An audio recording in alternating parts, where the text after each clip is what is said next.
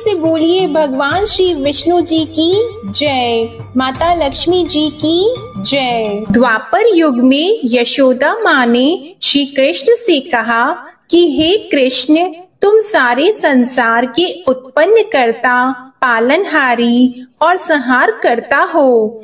आज मुझे कोई ऐसा व्रत बताओ जिसको करने से मृत्यु लोक में भी स्त्रियों को विधवा होने का भय न रहे तथा यह व्रत सभी मनुष्यों की मनोकामना पूर्ण करने वाला हो।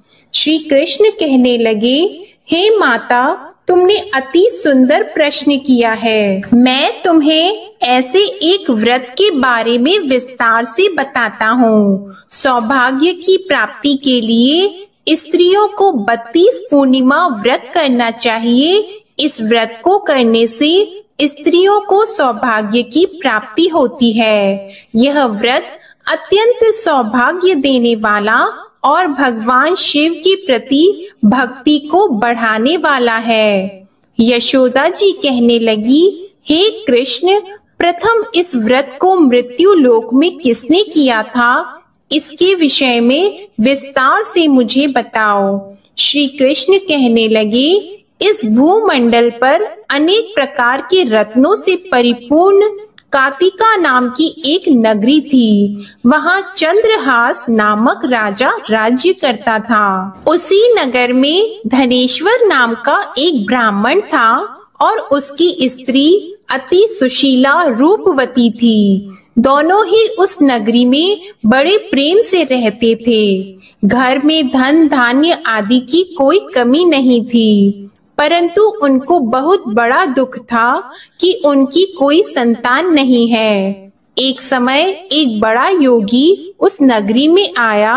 वह योगी उस ब्राह्मण के घर को छोड़कर अन्य सभी घरों से भिक्षा लेकर भोजन किया करता था। वह रूपवती से कभी भिक्षा नहीं लेता था। एक दिन वह योगी रूपवती से भिक्षा न लेकर किसी अन्य घर से भिक्षा लेकर गंगा किनारे जाकर भीक्षण को प्रेम पूर्वक ग्रहण करने लगा कि धनेश्वर ने योगी का यह सब कार्य देख लिया। अपनी भिक्षा के अनादर से दुखी होकर धनेश्वर योगी से बोला, हे महात्मन, आप सब घरों से भिक्षा लेते हैं, परंतु आप मेरे घर की भिक्षा कभी नहीं लेते, इसका क्या कारण है? योगी ने कहा, निसंतान के घर की भीख पतितों के अन्न के तुल्य होती है और जो पतितों का अन्न खाता है वह भी पतित हो जाता है। क्योंकि तुम निसंतान हो, इसलिए पतित हो जाने के भय से मैं तुम्हारे घर की भिक्षा नहीं लेता।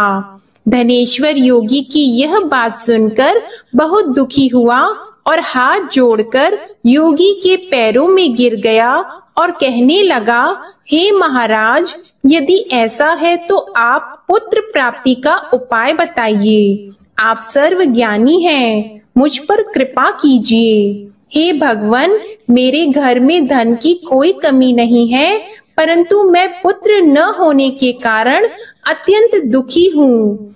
आप मेरे इस दुख का हरण करें, आप सामर्थ्यवान हैं। यह सुनकर योगी कहने लगा, हे ब्राह्मण, तुम चंडी की आराधना करो। घर आकर उसने अपनी पत्नी से सब वृतांत कहा और स्वयं तप करने के लिए वन में चला गया। वन में जाकर उसने चंडी की उपासना की और उपवास किए। चंडी ने 16वें दिन उसको स्वप्न में दर्शन दिया और कहा, धनेश्वर, जा, तेरे घर पुत्र होगा।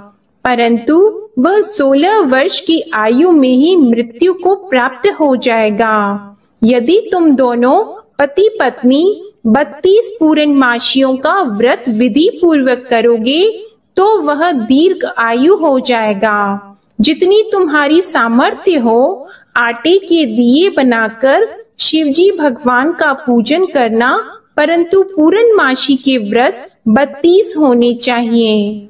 प्रातः काल होने पर इस स्थान के समीप तुम्हें आम का वृक्ष दिखाई देगा। उस पर चढ़कर तुम एक फल तोड़कर शीघ्र ही अपने घर चले जाना और अपनी पत्नी से सब वृतांत कहना। ऋतु स्नान के पश्चात वह स्वच्छ होकर श्री शंकर भगवान का ध्यान करके उस फल को खा लेगी। शंकर भगवान की कृपा से उसको गर्भ हो जाएगा। जब वह ब्राह्मण प्रातः काल उठा तो उसने एक स्थान के पास ही आम का वृक्ष देखा, जिस पर एक अत्यंत सुंदर आम का फल लगा हुआ था। उस ब्राह्मण ने उस आम के वृक्ष पर चढ़कर फल को तोड़ने का प्रयत्न किया, परंतु वृक्ष पर कई बार प्रयत्न करने पर भी वह चढ़ नहीं पाया। तब उस ब्राह्मण को बहुत चिंता हुई। तब विघ्न विनाशक श्री गणेश भगवान की वंदना करने लगा।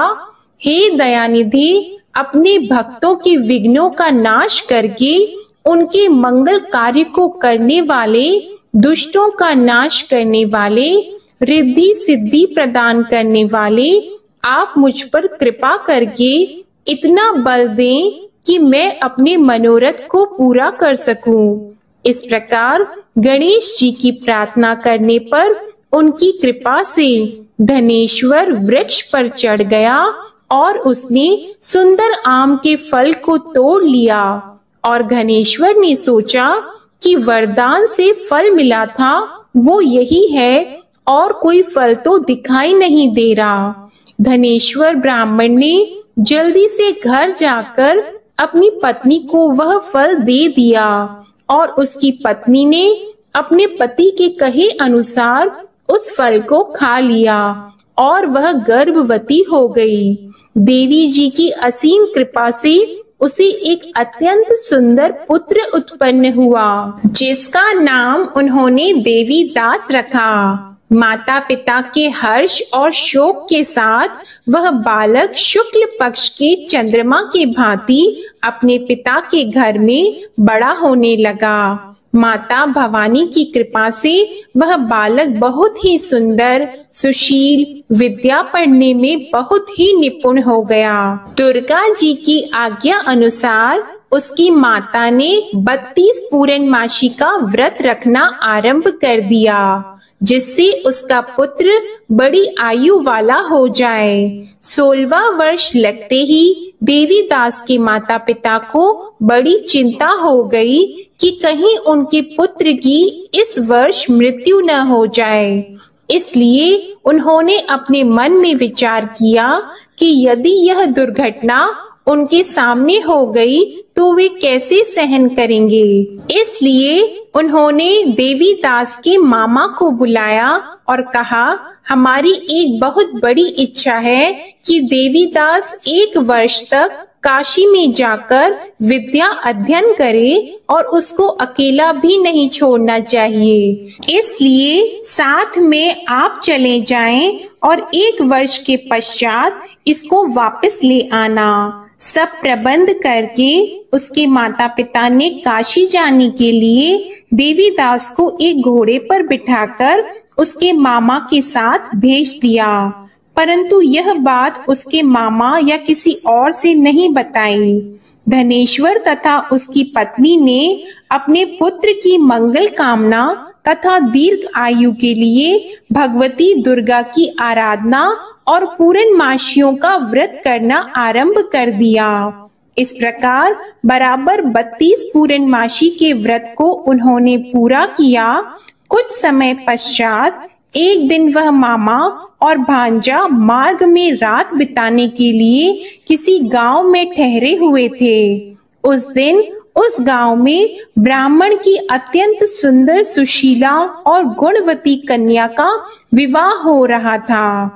जिस धर्मशाला के अंदर वर और उसकी बारात ठहरी हुई थी, उसी धर्मशाला में देवी दास और उसके मामा भी ठहरे हुए थे। संयोगवश कन्या को तेल आदि चढ़ाकर मंडप आदि का कार्य किया गया तो लग्न के समय वर को धनुर्वात हो गया। इसलिए वर के पिता ने अपने कुटुंबियों से विमर्श करके निश्चय किया कि यह देवी दास मेरे पुत्र जैसा ही सुंदर है, मैं इसके साथ ही लग्न करवा दूं और बाद में विवाह के अन्य कार्य मेरे लड़के के साथ हो जाएंगे। ऐसा सोचकर देवीदास के मामा से जाकर बोला कि तुम थोड़ी देर के लिए अपना भांजा हमें दे दो, जिससे विवाह के लग्न का सब कार्य सुचारू रूप से हो सके। तब देवीदास का मामा कहने लगा, जो कुछ भी वधू पक्ष से कन्यादान के समय वर को मिले वह सब हमें दे दिया जाए, तो मेरा भांजा इस बारात का दूल्हा बन जाएगा। यह बात वर के पिता ने स्वीकार कर लेने पर उसने अपना भांजा वर बनने के लिए भेज दिया और उसके साथ सब विवाह कार्य विधि पूर्वक संपन्न हो गए। पत्नी के साथ वह भोजन करने के पश्चात बहुत उदासीन और दुखी हो गया। उसने सब बातें जो वर के पिता और उसके मामा में हुई थी लड़की को बता दी। तब कन्या कहने लगी कि यह ब्रह्मा विवाह के विपरीत कैसे हो सकता है। देव, ब्राह्मण और अग्नि के सामने मैंने आपको ही अपना पति माना है, इसलिए आप ही मेरे पति हैं। मैं आपकी ही पत्नी रहूंगी, अन्य किसी की नहीं। देवीदास ने कहा, ऐसा मत करिए, क्योंकि मेरी आयु बहुत कम है। मेरे पश्चात आपकी क्या गति होगी, इन बातों को अच्छी तरह विचार कर लो।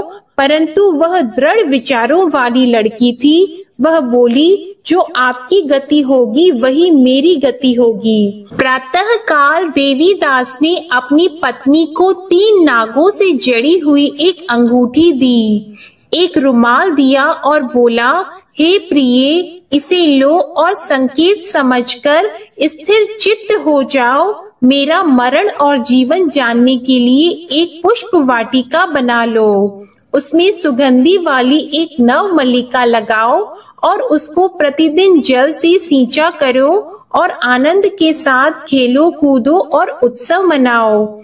जिस समय और जिस दिन मेरा प्राणात होगा यह फूल सूख जाएंगे और जब यह फिर से हरे हो जाएं, तो समझ लेना मैं जीवित हूँ। यह बात निश्चय करके समझ लेना, इसमें कोई भी संशय नहीं है।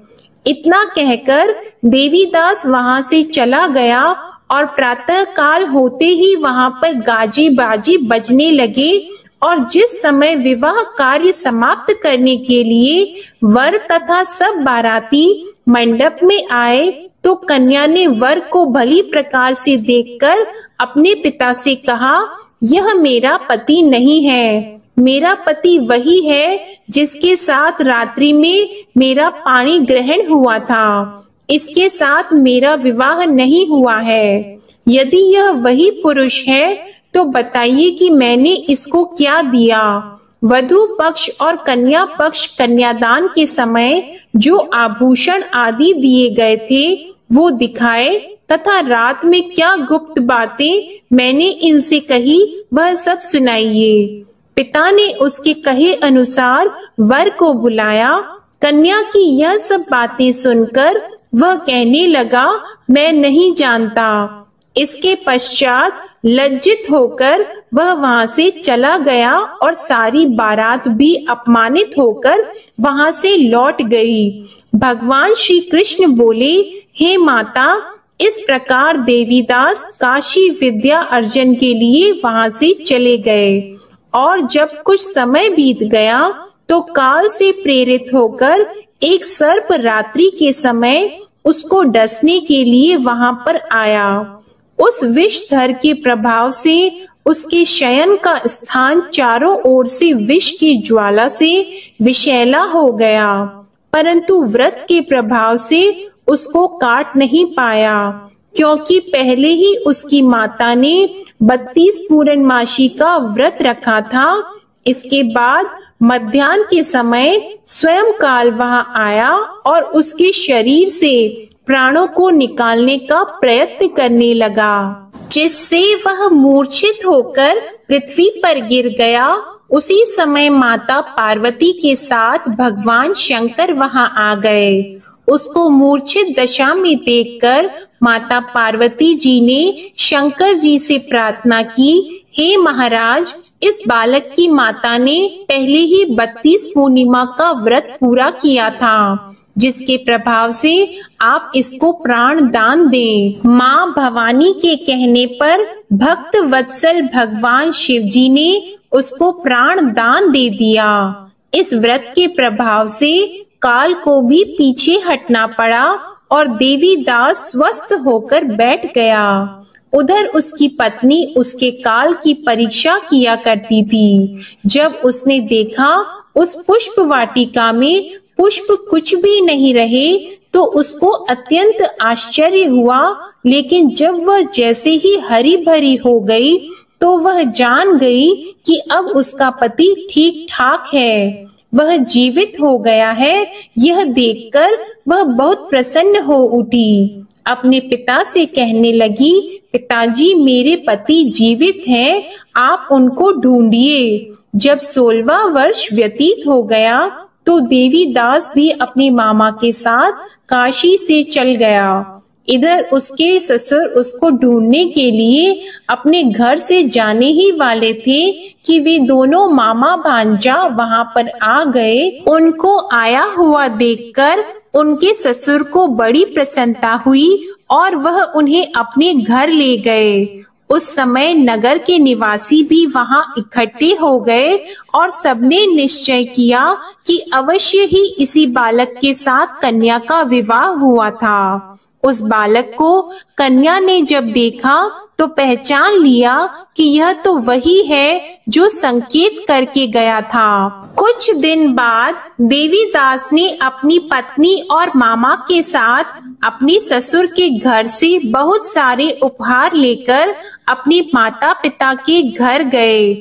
अपने गांव के निकट पहुंचने पर कई लोग उसके माता पिता को पहले ही खबर देने चले गए कि तुम्हारा पुत्र देवी दास अपनी पत्नी और मामा के सहित आ रहा है। ऐसा समाचार सुनकर माता पिता को विश्वास नहीं हुआ, परंतु जब और लोगों ने भी आकर यही बात उन्हें बताई तो उनको बड़ा आश्चर्य हुआ।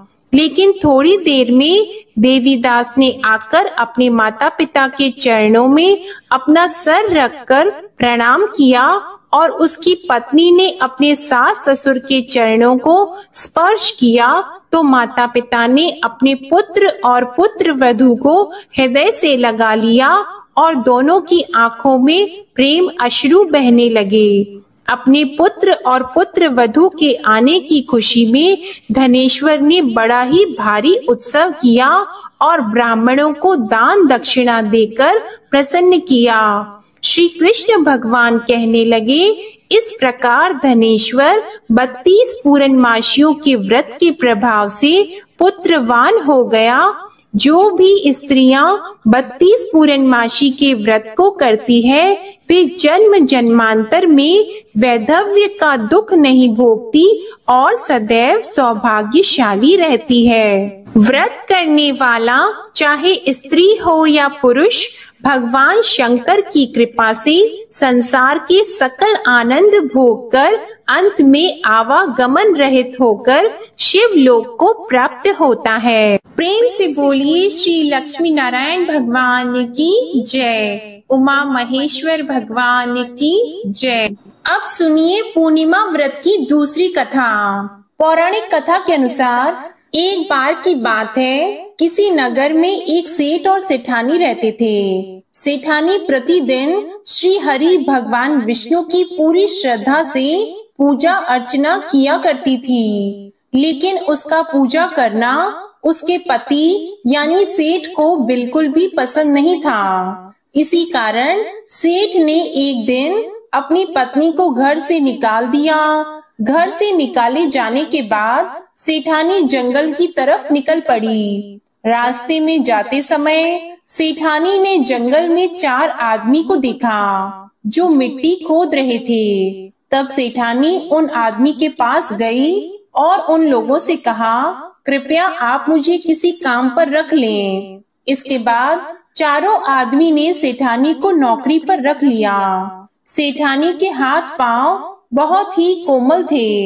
इस वजह से काम करते करते उसके हाथ पर छाले पड़ गए। सेठानी के हाथों को देखकर चारों आदमी ने कहा कि तुम यह काम छोड़ दो, तुम किसी अच्छे घर खानदान की लगती हो, इसकी जगह तुम हमारे घर के काम में हाथ बटा दो। सेठानी इस काम के लिए राजी हो गई। फिर वे चारों आदमी सेठानी को अपने घर ले गए। वहाँ चारों आदमी हर दिन 4 मुट्ठी चावल लाते थे और आपस में बांटकर उसे खा लेते थे। यह देखकर सेठानी को बहुत बुरा लगा। अगले दिन सेठानी ने चारों से कहा, सुनो भाई, तुम लोग कल से 4 मुट्ठी की जगह 8 मुट्ठी चावल लेकर आना। सेठानी के कहे अनुसार चारों आदमी अगले दिन 8 मुट्ठी चावल लेकर आए। उस चावल को सेठानी ने पकाकर सबसे पहले भगवान विष्णु को भोग लगाया और फिर चारों आदमियों को परोसा। जब चारों आदमी ने उस भोग लगाए भोजन को खाया तो उन लोगों को बहुत स्वादिष्ट लगा। उन्होंने सेठानी से कहा, बहन, आज जो तुमने खाना बनाया वह बेहद स्वादिष्ट है। इस पर सेठानी ने कहा, यह भोजन भगवान विष्णु का झूठा है, इसी वजह से आप लोगों को यह बहुत स्वादिष्ट लग रहा है। उधर सेठानी के जाने के बाद से सेठ भूखा रहने लगा। आस पड़ोस के लोग उसे देखकर ताने भी मारते थे कि यह आदमी सिर्फ अपनी पत्नी की वजह से ही भोजन किया करता था। ऐसा बार बार सुनने के बाद सेठ एक दिन अपनी पत्नी की तलाश में जंगल की तरफ निकल पड़ा। रास्ते में सेठ को मिट्टी खोदते हुए वही 4 आदमी दिखाई दिए। उसे देखकर सेठ ने कहा, सुनो भाई, क्या तुम मुझे काम पर रख सकते हो?